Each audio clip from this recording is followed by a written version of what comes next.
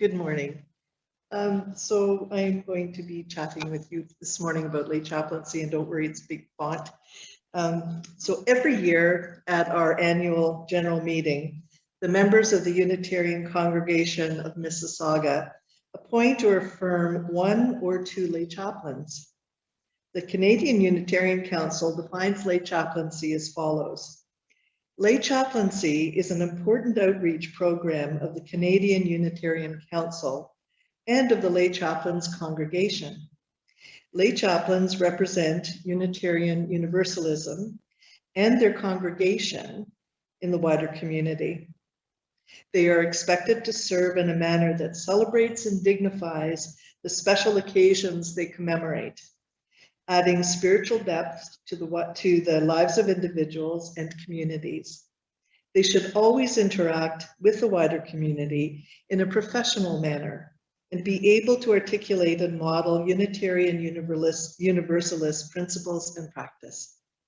So for the past 3 years, I have served this congregation as one of the lay chaplains, just as many of you, either seated here physically or watching virtually, have served. As my generous predecessors advised, the role is not only a great responsibility, it's a great privilege that deepens one's spiritual dimension immeasurably. I have officiated weddings, funerals, memorials, and baby namings, each unique and impactful.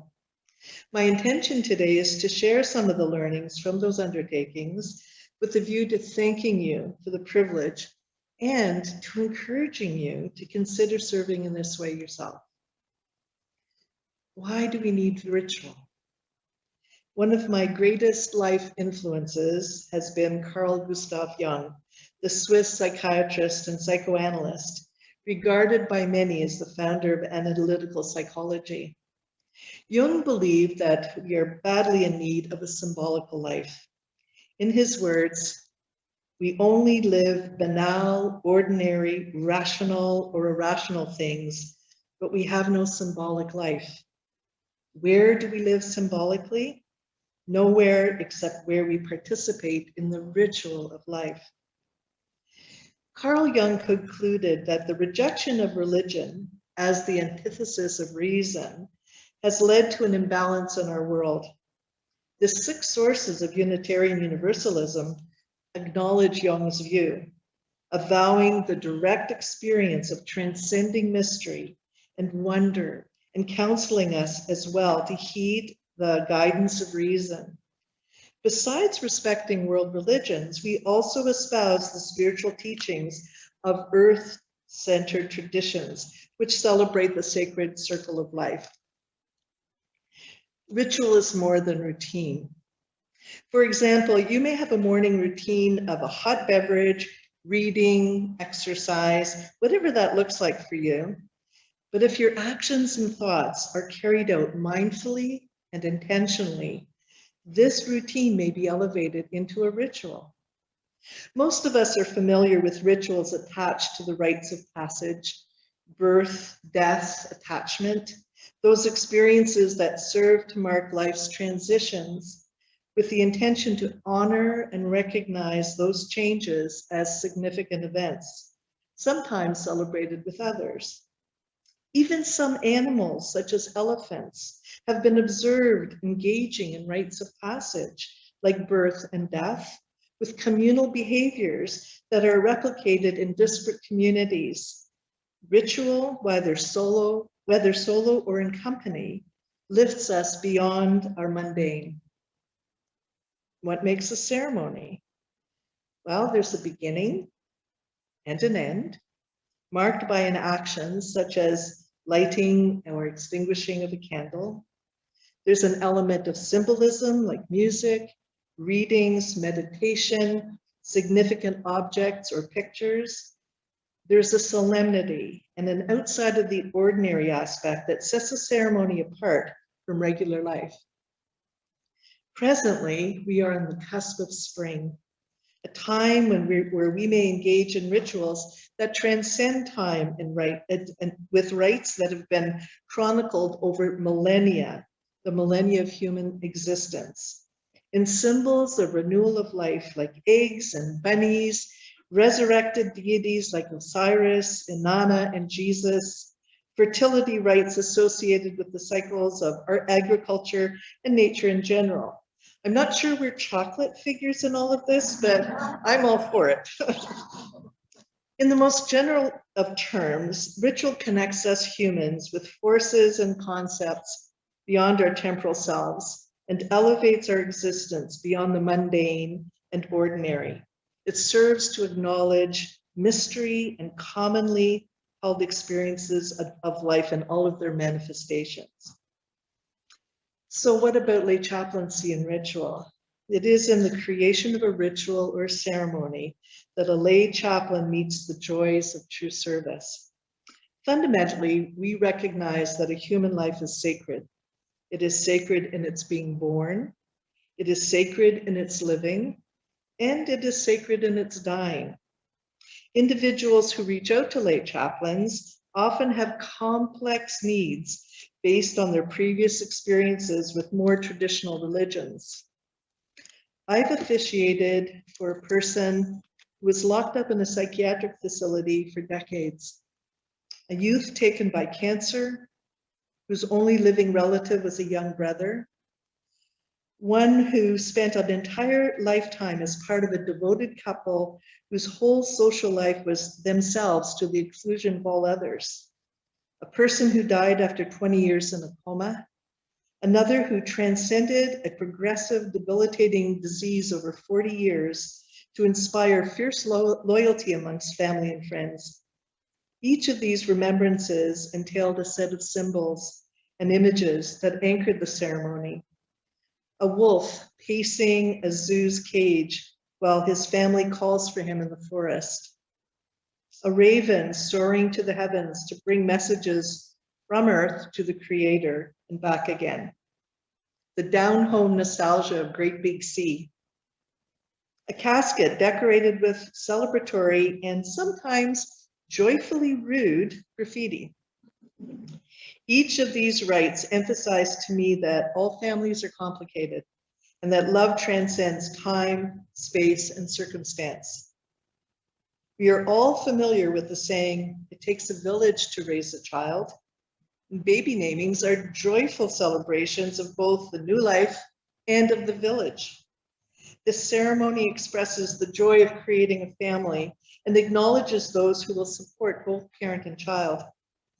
Those present gather to mark the transformation of a family with the addition of a generation in joy and love, looking both forward and backward.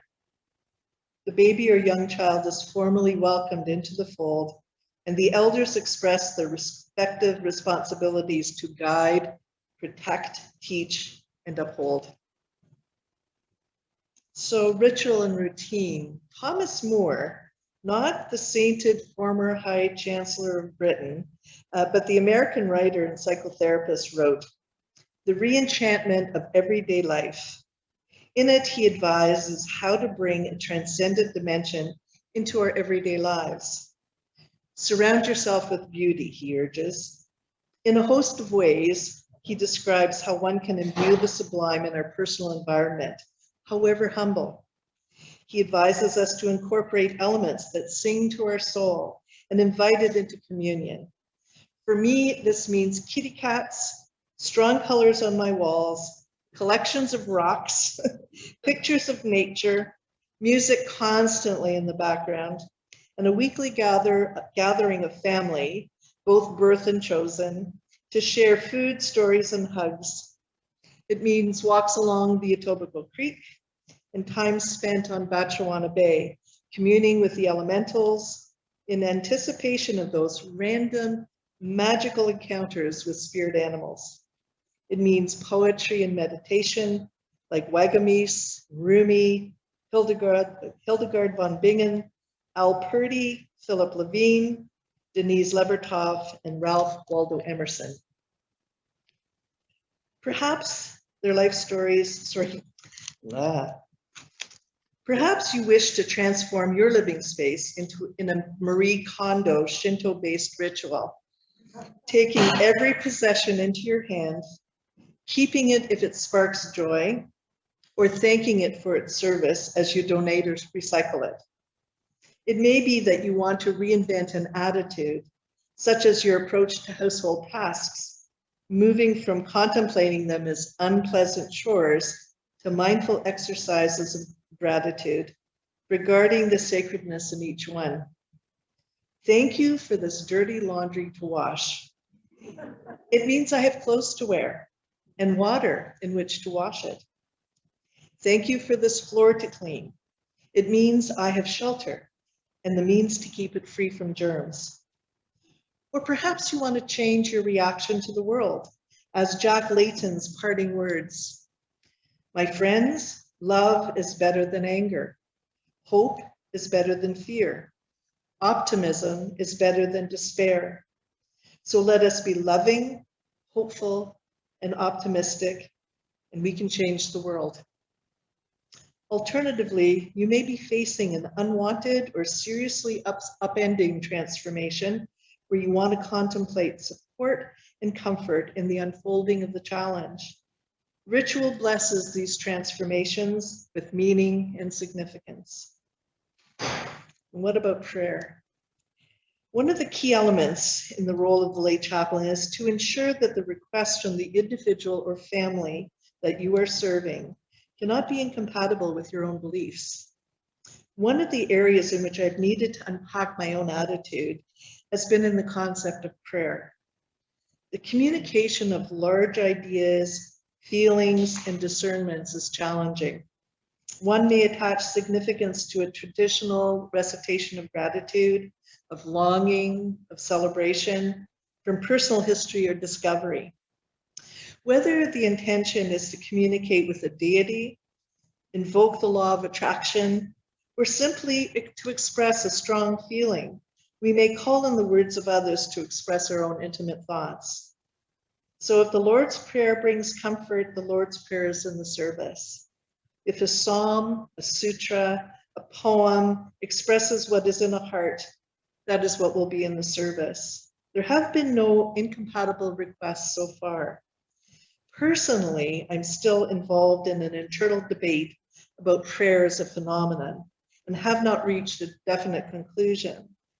I have, however, found that the Metta Bhavana, which is a Buddhist prayer of loving kindness, helps me to extinguish feelings of antagonism or frustration with individuals I find difficult. And it goes like this. May you be well. May you be happy. May you be healthy. May you be free. May you be at peace. So in conclusion, ritual means different things to each of us. As Unitarian Universalists, we agree that we respect each other's differences and acknowledge that fundamentally, we are all journeyers with partial discernment. We do, however, engage in ceremony. We meet, we sing, we join together in a communal "so say we all." We agree that the rites of passage celebrate those human milestones we all share in acknowledgement of our interconnectedness. Let us continue to bring the flexibility and respect of the Unitarian Universalist 8 principles to our own individual journeys and to the wider community through lay chaplaincy. So say we all.